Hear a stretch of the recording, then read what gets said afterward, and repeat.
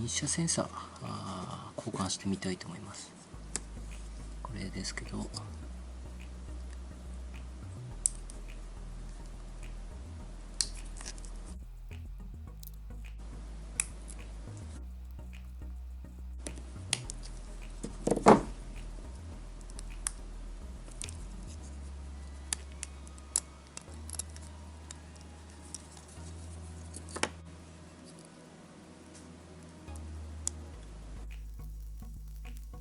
基板がはまってるんですけど、ちょっとそれを取るのが結構大変かなというところですね。壊して取る感じになるかもしれないですね。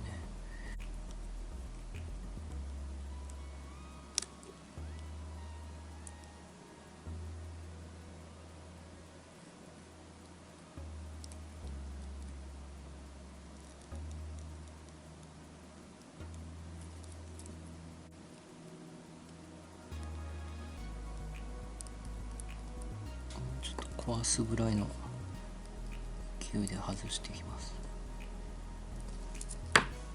や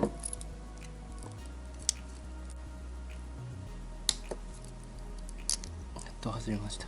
交換するのはこれですね。秋月電子で買った、な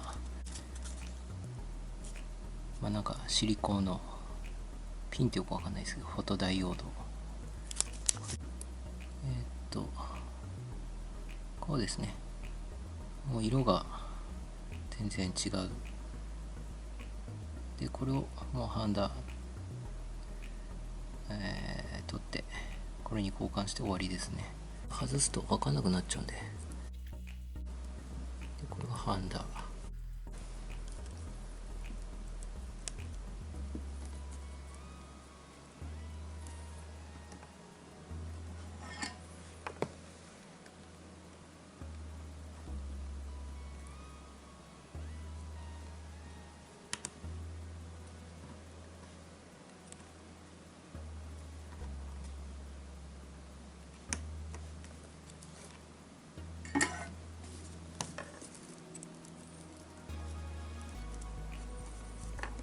取れましたね。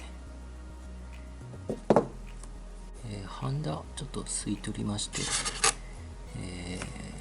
穴が見える状態にしました。でこれで穴通して、この下の穴も通して、